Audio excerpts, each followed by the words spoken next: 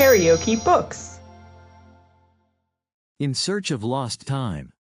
Swann's Way. Marcel Proust.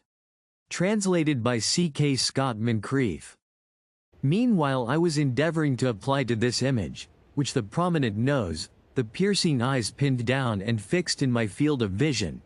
Perhaps because it was they that had first struck it, that had made the first impression on its surface, before I had had time to wonder whether the woman who thus appeared before me might possibly be me.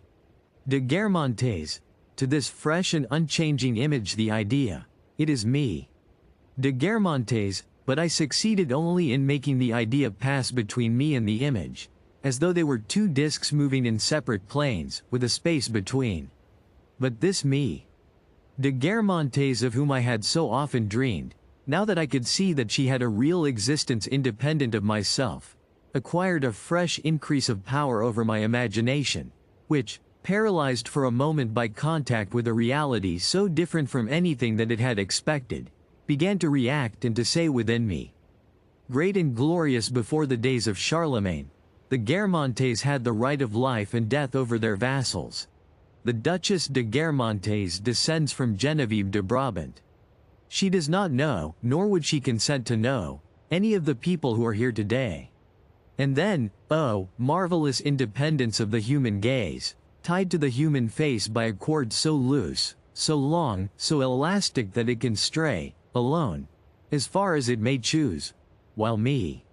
De Guermantes sat in the chapel above the tombs of her dead ancestors. Her gaze lingered here and wandered there, rose to the capitals of the pillars, and even rested upon myself, like a ray of sunlight straying down the nave, but a ray of sunlight which, at the moment when I received its caress, appeared conscious of where it fell. As for me, de Guermantes herself, since she remained there motionless, sitting like a mother who affects not to notice the rude or awkward conduct of her children who, in the course of their play, are speaking to people whom she does not know, it was impossible for me to determine whether she approved or condemned the vagrancy of her eyes in the careless detachment of her heart. I felt it to be important that she should not leave the church before I had been able to look long enough upon her, reminding myself that for years past I had regarded the sight of her as a thing eminently to be desired, and I kept my eyes fixed on her, as though by gazing at her I should be able to carry away and incorporate, to store up, for later reference, in myself the memory of that prominent nose, those red cheeks, of all those details which struck me as so much precious, authentic, unparalleled information with regard to her face. And now that, whenever I brought my mind to bear upon that face, and especially, perhaps, in my determination, that form of the instinct of self-preservation with which we guard everything that is best in ourselves, not to admit that I had been in any way deceived, I found only beauty there. Setting her once again, since they were one and the same person, this lady who sat before me and that Duchess de Guermantes whom, until then, I had been used to conjure into an imagined shape. Apart from and above that common run of humanity with which the sight, pure and simple, of her in the flesh had made me for a moment confound her, I grew indignant when I heard people saying, in the congregation round me, "She is better looking than me." Sazuret, or, than Mashal. Vintoy, as though she had been in any way comparable with them. And my gaze resting upon her fair hair, her blue eyes, the lines of her neck, and overlooking the features which might have reminded me of the faces of other women, I cried out within myself, as I admired this deliberately unfinished sketch, "How lovely she is! What true nobility! It is indeed a proud Guermantes, the descendant of Genevieve de Brabant, that I have before me." And the care which I took to focus all my attention upon her face succeeded in isolating it so completely that today, when I call that marriage ceremony to mind, I find it impossible to visualize any single person who was present except her, and the beadle who answered me in the affirmative when I inquired whether the lady was, indeed, me. De Guermantes. But her, I can see her still quite clearly, especially at the moment when the procession filed into the sacristy, lighted by the intermittent, hot sunshine of a windy and rainy day, where me. De Guermantes found herself in the midst of all those Cambrai people whose names, even, she did not know, but whose inferiority proclaimed her own supremacy so loud that she must, in return, feel for them a genuine, pitying sympathy, and whom she might count on impressing even more forcibly by virtue of her simplicity and natural charm. And then, too, since she could not bring into play the deliberate glances, charged with a definite meaning, which one directs, in a crowd, towards people whom one knows, but must allow her vague thoughts to escape continually from her eyes in a flood of blue light which she was powerless to control, she was anxious not to distress in any way, not to seem to be despising those humbler mortals over whom that current flowed, by whom it was everywhere arrested. I can see again today, above her mauve scarf, silky and buoyant, the gentle astonishment in her eyes, to which she had added, without daring to address it to anyone in particular, but so that everyone might enjoy his share of it, the almost timid smile of a sovereign lady who seems to be making an apology for her presence among the vassals whom she loves. This smile rested upon myself, who had never ceased to follow her with my eyes. And I, remembering the glance which she had let fall upon me during the service, blue as a ray of sunlight that had penetrated the window of Gilbert the Bad, said to myself, of course, she is thinking about me. I fancied that I had found favor in her sight, that she would continue to think of me after she had left the church, and would, perhaps, grow pensive again that evening at Guermantes on my account. And at once I fell in love with her, for if it is sometimes enough to make us love a woman that she looks on us with contempt, as I supposed Marcel Swann to have done, while we imagine that she cannot ever be ours, it is enough, also, sometimes that she looks on us kindly, as me. De Guermantes did then, while we think of her as almost ours already. Her eyes waxed blue as a periwinkle flower, wholly beyond my reach, yet dedicated by her to me, and the sun, bursting out again from behind a threatening cloud and darting the full force of its rays onto the square and into the sacristy, shed a geranium glow over the red carpet laid down for the wedding, along which de Guermantes smilingly advanced, and covered its woolen texture with a nap of rosy velvet, a bloom of light, giving it that sort of tenderness, of solemn sweetness in the pomp of a joyful celebration, which characterizes certain pages of Lohengrin, certain paintings by Carpaccio, and makes us understand how Baudelaire was able to apply to the sound of the trumpet the epithet, delicious. How often, after that day, in the course of my walks along the Guermantes way, and with what an intensified melancholy did I reflect on my lack of qualification for a literary career, and that I must abandon all hope of ever becoming a famous author. The regret that I felt for this, while I lingered alone to dream for a little by myself, made me suffer so acutely that, in order not to feel it, my mind of its own accord, by a sort of inhibition in the instant of pain, ceased entirely to think of verse-making, of fiction, of the poetic future on which my want of talent precluded me from counting. Then, quite apart from all those literary preoccupations, and without definite attachment to anything, suddenly a roof,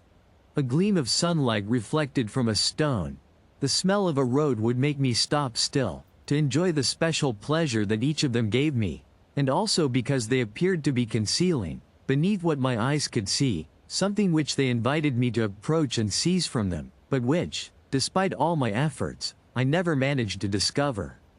As I felt that the mysterious object was to be found in them, I would stand there in front of them, motionless, gazing, breathing, endeavoring to penetrate with my mind beyond the things seen or smelt.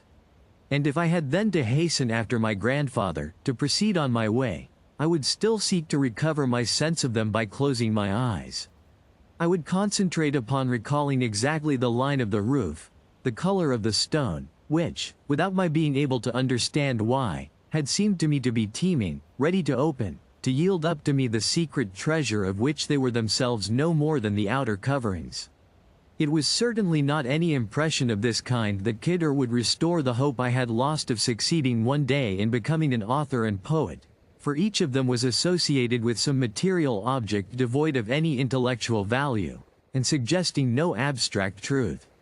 But at least they gave me an unreasoning pleasure, the illusion of a sort of fecundity of mind,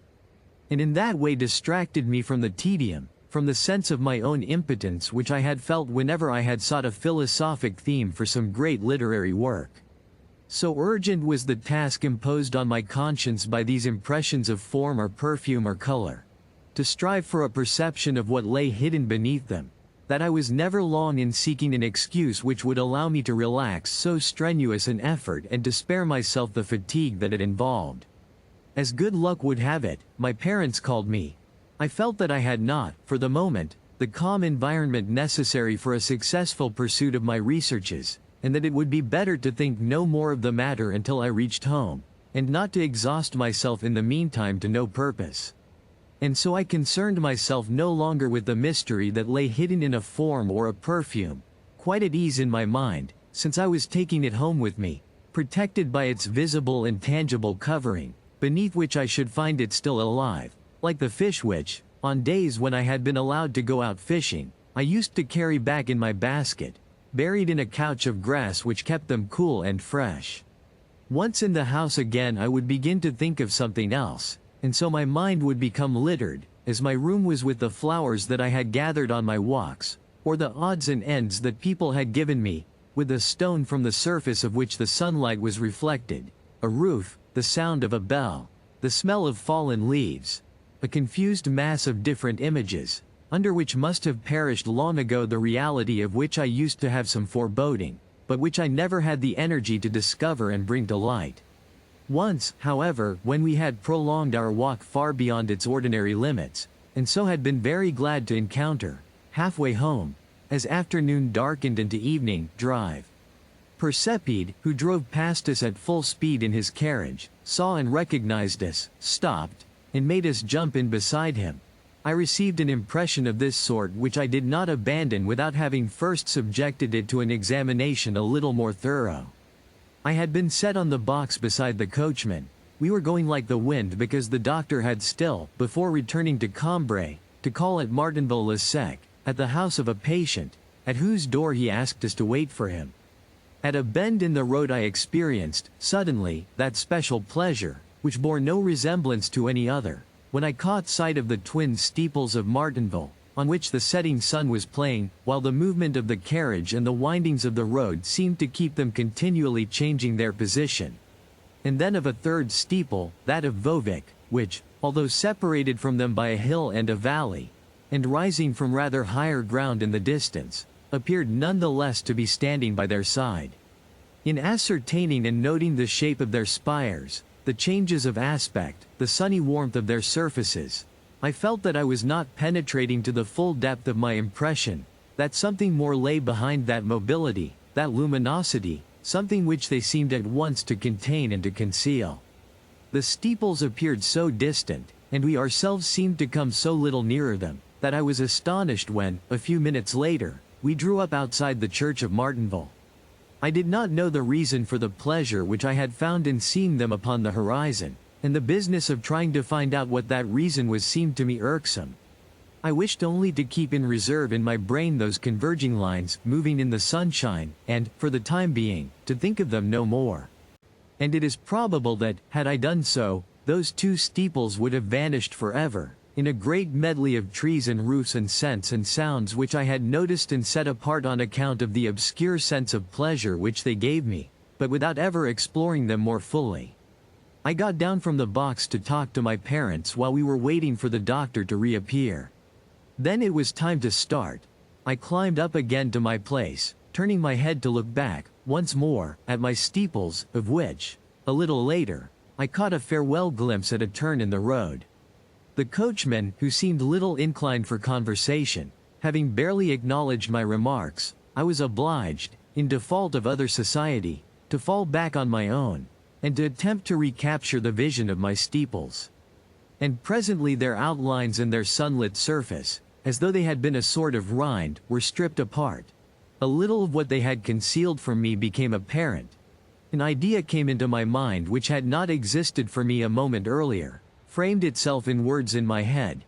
and the pleasure with which the first sight of them, just now, had filled me was so much enhanced that, overpowered by a sort of intoxication, I could no longer think of anything but them. At this point, although we had now traveled a long way from Martinville, I turned my head and caught sight of them again, quite black this time, for the sun had meanwhile set. Every few minutes a turn in the road would sweep them out of sight. Then they showed themselves for the last time, and so I saw them no more. Without admitting to myself that what lay buried within the steeples of Martinville must be something analogous to a charming phrase, since it was in the form of words which gave me pleasure that it had appeared to me, I borrowed a pencil and some paper from the doctor, and composed, in spite of the jolting of the carriage, to appease my conscience and to satisfy my enthusiasm, the following little fragment, which I have since discovered, and now reproduce, with only a slight revision here and there. Alone, rising from the level of the plain, and seemingly lost in that expanse of open country, climbed to the sky the twin steeples of Martinville. Presently we saw three, springing into position confronting them by a daring volt. A third, a dilatory steeple, that of Vauvic, was come to join them. The minutes passed, we were moving rapidly, and yet the three steeples were always a long way ahead of us, like three birds perched upon the plain, motionless and conspicuous in the sunlight. Then the steeple of Vauvic withdrew, took its proper distance, and the steeples of Martinville remained alone, gilded by the light of the setting sun, which, even at that distance, I could see playing and smiling upon their sloped sides. We had been so long in approaching them that I was thinking of the time that must still elapse before we could reach them when, of a sudden, the carriage, having turned a corner, set us down at their feet, and they had flung themselves so abruptly in our path that we had barely time to stop before being dashed against the porch of the church. We resumed our course. We had left Martinville some little time, and the village, after accompanying us for a few seconds, had already disappeared, when, lingering alone on the horizon to watch our flight, its steeples and that of Vauvic waved once again, in token of farewell, their sun-bathed pinnacles. Sometimes one would withdraw, so that the other two might watch us for a moment still. Then the road changed direction, they veered in the light like three golden pivots, and vanished from my gaze. But, a little later, when we were already close to Cambrai, the sun having set meanwhile, I caught sight of them for the last time, far away, and seeming no more now than three flowers painted upon the sky above the low line of fields. They made me think, too, of three maidens in a legend, abandoned in a solitary place over which night had begun to fall. And while we drew away from them at a gallop, I could see them timidly seeking their way, and, after some awkward, stumbling movements of their noble silhouettes, drawing close to one another, slipping one behind another, showing nothing more, now, against the still rosy sky than a single dusky form, charming and resigned, and so vanishing in the night. I never thought again of this page, but at the moment when, on my corner of the box seat, where the doctor's coachman was in the habit of placing, in a hamper, the fowls which he had bought at Martinville Market, I had finished writing it. I found such a sense of happiness, felt that it had so entirely relieved my mind of the obsession of the steeples, and of the mystery which they concealed, that, as though I myself were a hen and had just laid an egg, I began to sing at the top of my voice. All day long, during these walks, I had been able to muse upon the pleasure that there would be in the friendship of the Duchess de Guermantes, in fishing for trout, in drifting by myself in a boat on the Vivonne, and, greedy for happiness, I asked nothing more from life, in such moments, than that it should consist always of a series of joyous afternoons. But when, on our way home, I had caught sight of a farm, on the left of the road, at some distance from two other farms which were themselves close together, and from which, to return to Cambrai, we need only turn down an avenue of oaks, bordered on one side by a series of orchard closes, each one planted at regular intervals with apple trees which cast upon the ground, when they were lighted by the setting sun, the Japanese stencil of their shadows. Then, sharply, my heart would begin to beat. I would know that in half an hour we should be at home, and that there, as was the rule on days when we had taken the Guermantes way, and dinner was, in consequence, served later than usual, I should be sent to bed as soon as I had swallowed my soup, so that my mother, kept at table, just as though there had been company to dinner, would not come upstairs to say good night to me in bed. The zone of melancholy which I then entered was totally distinct from that other zone, in which I had been bounding for joy a moment earlier, just as sometimes in the sky a band of pink is separated, as though by a line invisibly ruled, from a band of green or black. You may see a bird flying across the pink. It draws near the borderline, touches it, enters and is lost upon the black. The longings by which I had just now been absorbed, to go to Guermantes, to travel, to live a life of happiness. I was now so remote from them that their fulfillment would have afforded me no pleasure. How readily would I have sacrificed them all, just to be able to cry, all night long, in the arms of Mama. Shuddering with emotion, I could not take my agonized eyes from my mother's face, which was not to appear that evening in the bedroom where I could see myself already lying, in imagination, and wished only that I were lying dead. And this state would persist until the morrow, when, the rays of morning leaning their bars of light, as the gardener might lean his ladder, against the wall overgrown with nasturtiums, which clambered up it as far as my window-sill, I would leap out of bed to run down at once into the garden, with no thought of the fact that evening must return, and with it the hour when I must leave my mother. And so it was from the Guermantes way that I learned to distinguish between these states which reigned alternately in my mind, during certain periods, going so far as to divide every day between them, each one returning to dispossess the other with the regularity of a fever and ague. Contiguous, and yet so foreign to one another, so devoid of means of communication, that I could no longer understand, or even picture to myself, in one state what I had desired or dreaded or even done in the other. So the Méséglise way, and the Guermantes way, remain for me linked with many of the little incidents of that one of all the divers lives along whose parallel lines we are moved, which is the most abundant in sudden reverses of fortune, the richest in episodes. I mean the life of the mind. Doubtless it makes in us an imperceptible progress, and the truths which have changed for us its meaning and its aspect, which have opened new paths before our feet, we had for long been preparing for their discovery. But that preparation was unconscious, and for us those truths date only from the day, from the minute when they became apparent. The flowers which played then among the grass, the water which rippled past in the sunshine, the whole landscape which served as environment to their apparition lingers around the memory of them still with its unconscious or unheeding air, and, certainly, when they were slowly scrutinized by this humble passer-by, by this dreaming child, as the face of a king is scrutinized by a petitioner lost in the crowd,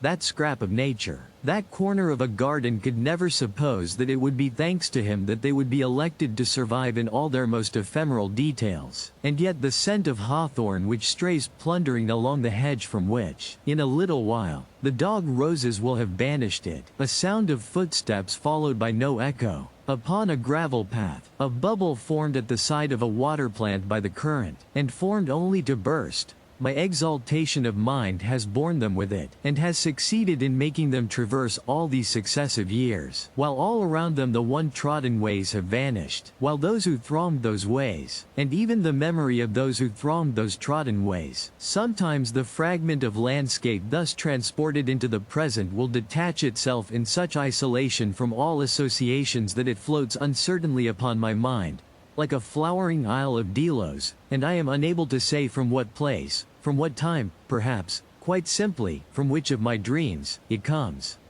But it is pre-eminently as the deepest layer of my mental soil, as firm sites on which I still may build, that I regard the Méséglise and Guermantes ways. It is because I used to think of certain things, of certain people, while I was roaming along them, that the things, the people which they taught me to know, and these alone, I still take seriously, still give me joy. Whether it be that the faith which creates has ceased to exist in me, or that reality will take shape in the memory alone, the flowers that people show me nowadays for the first time never seem to me to be true flowers. The Méséglise way, with its lilacs, its hawthorns, its cornflowers, its poppies, its apple trees, the Guermantes way, with its river full of tadpoles, its water lilies, and its buttercups have constituted for me for all time the picture of the land in which I fain would pass my life, in which my only requirements are that I may go out fishing, drift idly in a boat, see the ruins of a Gothic fortress in the grass, and find hidden among the cornfields, as Saint André des Champs lay hidden, an old church, monumental, rustic, and yellow like a millstone. And the cornflowers, the hawthorns, the apple trees which I may happen, when I go walking, to encounter in the fields, because they are situated at the same depth, on the level of my past life, at once establish contact with my heart. And yet, because there is an element of individuality in places, when I am seized with a desire to see again the Guermantes way, it would not be satisfied were I led to the banks of a river in which were lilies as fair, or even fairer than those in the Vivonne, any more than on my return home in the evening, at the hour when there awakened in me that anguish which, later on in life, transfers itself to the passion of love, and may even become its inseparable companion. I should have wished for any strange mother to come in and say good night to me, though she were far more beautiful and more intelligent than my own. No. Just as the one thing necessary to send me to sleep contented, in that untroubled peace which no mistress, in later years, has ever been able to give me, since one has doubts of them at the moment when one believes in them, and never can possess their hearts as I used to receive, in her kiss, the heart of my mother, complete, without scruple or reservation, unburdened by any liability save to myself, was that it should be my mother who came, that she should incline towards me that face on which there was, beneath her eye, something that was, it appears, a blemish, and which I loved as much as all the rest. So what I want to see again is the Guermantes way, as I knew it, with the farm that stood a little apart from the two neighboring farms, pressed so close together, at the entrance to the Oak Avenue, those meadows upon whose surface, when it is polished by the sun to the mirroring radiance of a lake, are outlined the leaves of the apple trees, that whole landscape whose individuality sometimes, at night, in my dreams, binds me with a power that is almost fantastic, no doubt, by virtue of having permanently and indissolubly combined in me groups of different impressions, for no reason save that they had made me feel several separate things at the same time. The Mézéglis and Guermantes ways left me exposed, in later life, to much disillusionment, and even to many mistakes. For often I have wished to see a person again without realizing that it was simply because that person recalled to me a hedge of hawthorns in blossom. And I have been led to believe, and to make someone else believe in an aftermath of affection, by what was no more than an inclination to travel.